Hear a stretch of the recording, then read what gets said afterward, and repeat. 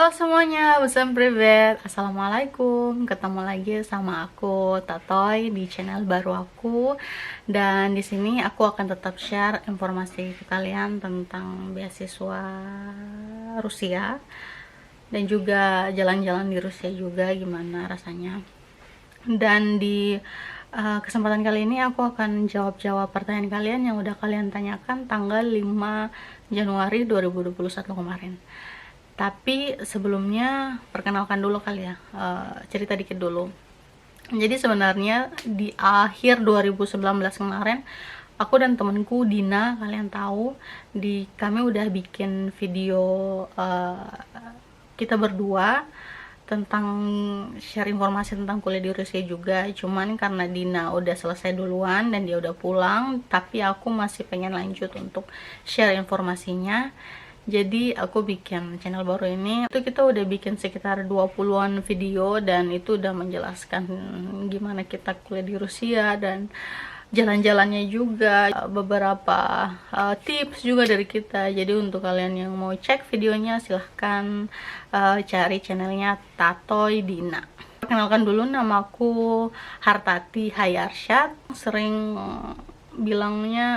manggil aku Tatoy karena nama Instagramku itu Tanate. Dan saat ini aku lagi kuliah magister di jurusan Digital Logistics and Supply Chain Management di kampus Higher Schools of Economics. Tapi bukan cuma economics saja sih, orang-orang di sini bilang HSE itu Higher Schools of Everything. Itu jokesnya gitu. Jadi hari ini aku akan jawab 5 pertanyaan. Jadi kita langsung aja ke pertanyaan yang pertama. Apakah kakak kuliah dengan beasiswa? Yap, benar sekali. Kuliah dengan beasiswa karena menakutkan sekali ya kalau kuliah tanpa beasiswa itu. Nggak tahu sih kalau kalian orang kaya ya nggak apa-apa, cuman aku sendiri karena S2 ya, aku pengennya kuliahnya dengan beasiswa. Russian Government Scholarship, jadi beasiswa dari pemerintah Rusia. Ini perlu kalian tahu, perlu aku tegaskan dan aku ingatkan kalau beasiswa ini full biaya pendidikan selama kalau aku ya magister, selama 2 tahun magister dan 1 tahun kelas bahasa. Jadi kalian di Rusia ini selama 3 tahun. Jadi 3 tahun di Rusia, 1 tahunnya belajar bahasa, 2 tahunnya magister. Kalau kalian S1 berarti 5 tahun, 4 tahunnya kuliah S1 bachelor gitu, dan 1 tahun untuk bahasa. Jadi untuk kalian yang mau bertanya apakah beasiswa ini menanggung biaya makan, biaya transportasi, biaya hidup, dengan sangat amat kecewa saya harus mengatakan tidak. Tidak ya, jadi mereka nggak nanggung biaya hidup kamu selama di sini, jadi kamu harus survive sendiri. Apakah beasiswa dari orang tua? Kalau beasiswanya ke pemerintah daerah, nggak salah kok, kamu bisa dapat beasiswa dari pemerintah daerah juga ya. Dan juga ada beberapa daerah di kayak Kalimantan gitu, mereka dapat beasiswa tapi khusus dia mau ngambil jurusan perkereta apian. Tapi aku nggak tahu apakah sekarang masih buka, mungkin kalian bisa cek-cek gitu. Pertanyaan yang kedua, oke kak, gila aku mau kayak Kak Dila gitu. Itu jokes juga, itu sebenarnya itu lucu sebenarnya. Kak, kira-kira untuk tahun ini ASM masih menerapkan kuliah online nggak? Jadi sebenarnya aku nggak bisa jawab iya atau enggaknya, cuman kalau aku sendiri nggak bisa nanya juga ke jurusanku apakah kita bisa kuliah offline atau kuliah online, atau apakah kita kuliah offline atau online di semester ini pas panjang tahun ini, soalnya melihat kondisinya juga. Jadi cerita dikit, di jurusanku waktu semester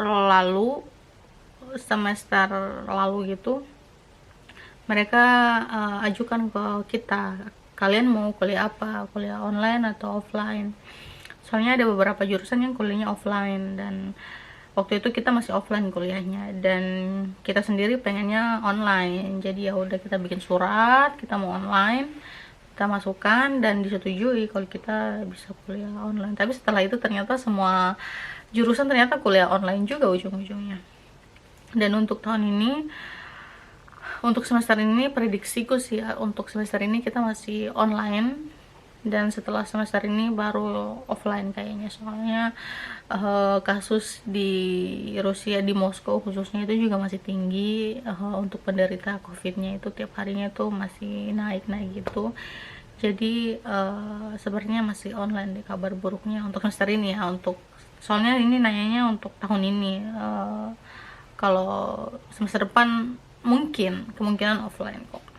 Soalnya mungkin yang nanya ini kalian masih penerima beasiswa tahun lalu kali ya, dan pengen banget ke Rusia sini. Cuman ya udah, untuk demi kesehatan dan keselamatan aku juga sebenarnya pengen banget jalan-jalan ke Indonesia, dan ini aku pengen lagi libur, pengen banget pulang. Cuman aku lagi tahan-tahan diri jangan pulang, soalnya kalau aku balik sekarang aku nggak akan pernah bisa balik lagi ke Rusia ini, soalnya ditutup.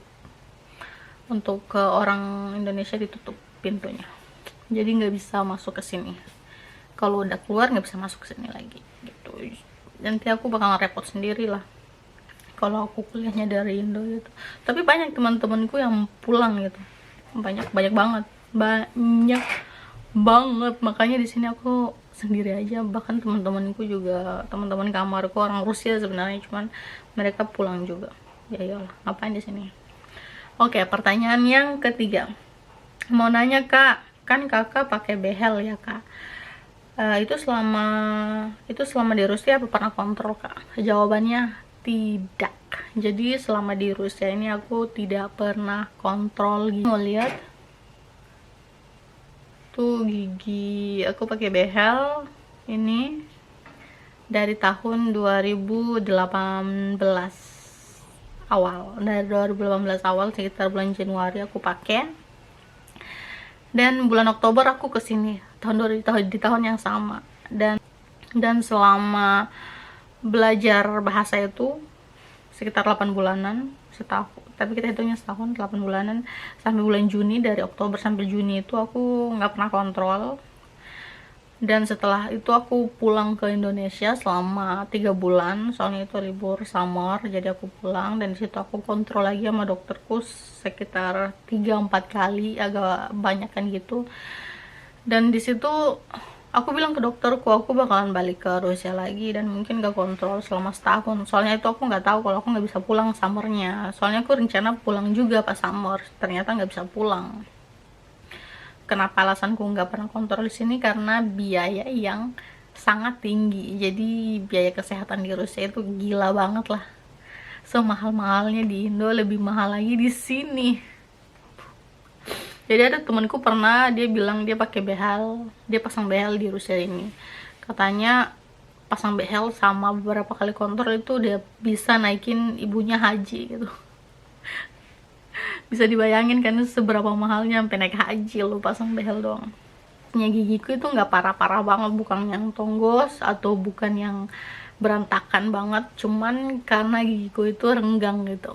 Di tengah sini agak renggang, dan di sini ada space-nya. Bahkan sampai sekarang itu awalnya itu bulan Oktober udah nyatu gitu, udah nyatu. Bahkan dokterku nyaranin untuk cabut aja kalau mau pergi gitu. Cuman akunya bilang jangan dicabut, sayang baru 8 bulan dipakai, masa cabut, nanti dipasang lagi mahal lagi. Ya udah aku nekat aja pergi gitu. Tapi aku beli bracketnya, kayak gini aku beli bracketnya. Jadi kalau bracketnya lepas aku bisa pasang. Jadi dampaknya di aku sendiri itu gigiku jadi renggang lagi, cuman gak separah yang sebelum pemasangan ya, soalnya diperlambat gitu sama kawat gigi ini.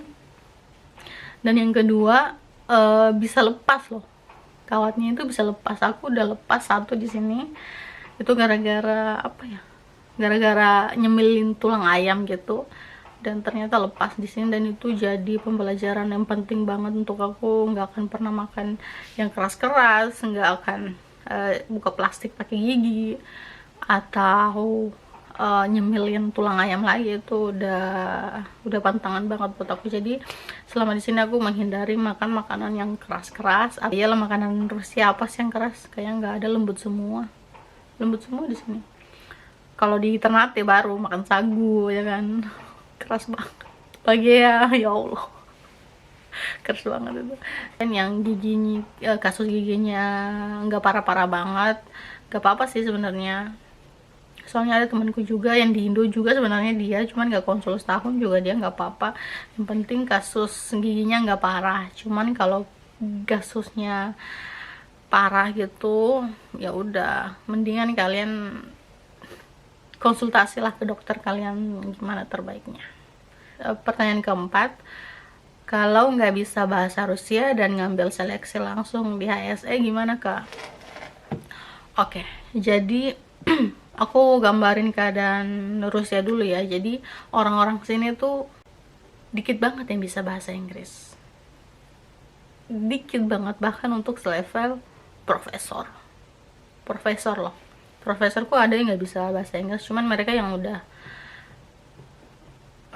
60 ke atas lah, 60 70 gitu, nggak bisa bahasa Inggris, dan itu agak menyulitkan ya. Terus ke pasar market, beli tiket itu semuanya dalam bahasa Rusia. Jadi agak gimana ya, butuh ekstra banget lah untuk kalau kalian nggak bisa bahasa Rusia dan tinggal di sini. Jadi saran aku, mendingan kalian lewat pusat kebudayaan Rusia. Jadi di situ kalian bisa ambil setahun untuk belajar bahasa Rusia gitu. Jadi di situ kalian bisa belajar bahasa Rusia. Untuk kehidupan sehari-hari aja itu kalian akan kesulitan. Soalnya ada temenku di sini, teman kamarku yang dulu, dia orang Bangladesh dan nggak bisa bahasa Rusia sama sekali, dan dia selalu butuh bantuanku, selalu cuman mau beli obat aja ribet gitu loh, mau jalan deket aja ribet, apalagi orangnya udah ribet gitu, apalagi kalian hidupnya udah ribet dan nggak bisa bahasa sini tuh kalian pasti gregetan, kesel, mau nawar nggak bisa, mau ngapa-ngapain nggak bisa gitu. Mending belajar bahasa dulu deh, soalnya nggak ada ruginya juga kalau kalian tahu bahasa, itu meningkatkan kemampuan otak juga kan kalau tahu bahasa baru gitu. Tapi di sini pertanyaannya, bisa, temanku ada yang kuliah dengan beasiswa dari Higher School of Economics ini, dari HSE ini, nggak pakai beasiswa belajar bahasa. Jadi dia cuman belajar kuliah S2-nya doang, cuman itu S2 dan full English gitu. Jadi kalau kalian udah yakin mata kuliahnya nggak ada yang pakai bahasa Rusia dan itu full English, ya silakan aja daftar. Soalnya udah harus tahu jurusan itu apakah jurusan itu ada mata kuliahnya yang berbahasa Rusia apa tidak. Tapi ada temenku, itu kasusnya S2 ya, ada yang berbahasa full English, cuman kalau yang S1 ada juga yang full English untuk hubungan internasional, tapi bukan di Moskow, dia di Saint Petersburg, itu di kota lain dulu, kota gede juga itu dulu, ibu kotanya Rusia, cuman dipindahin ke Moskow gitu. Di situ ada kok full English untuk HI gitu. Oke, pertanyaan yang terakhir, manakah caranya bisa kerja di Rusia? Oke, jadi aku jelasin lagi sedikit. Jadi aku sebenarnya ini kuliah sambil kerja juga di Rusia. Aku kerja di salah satu perusahaan advertising. Soalnya aku aja dapat kerja di sini tuh sebuah miracle gitu loh, sebuah keajaiban aja. Soalnya aku sendiri ngegantiin orang yang udah kerja selama 3 tahun di tempat itu. Kalian bisa, aku nggak bisa bilang kalian nggak bisa dapat kerja, soalnya aku juga kerja di sini dan kerjanya itu secara profesional gitu, bukan kerja ilegal yang ditangkap polisi gitu, bukan. Aku ada kontraknya, bisa dipertanggungjawabkan lah untuk kerjanya itu. Kerja Senin sampai Jumat jam 9 sampai jam 5, bla bla bla gitu-gitu, kayak kerjaan kantoran biasa. Dan ini benar-benar pengalaman baru banget buat aku bisa kerja di Rusia ini. Banyak banget pengalaman yang aku dapat untuk kerja profesional dengan orang Rusia. Si gajinya boleh juga untuk hidup di Rusia ini, dan udah nggak minta sama orang tua lagi kan, beasiswa orang tuanya udah dicabut. Sampai bikin vlog ini aku udah kerja sekitar 6 bulanan di sana, dan aku betah-betah aja walaupun aku harus menyesuaikan budaya Indonesia aku bekerja. Jadi kalau ada iklan-iklan, jadi ada beberapa, jadi kita kerjasama sama beberapa website gitu, dan di situ kita pasang iklannya kita lah gitu. Bukan produk kita, produk orang lain juga, kita kan cuma jasa gitu loh.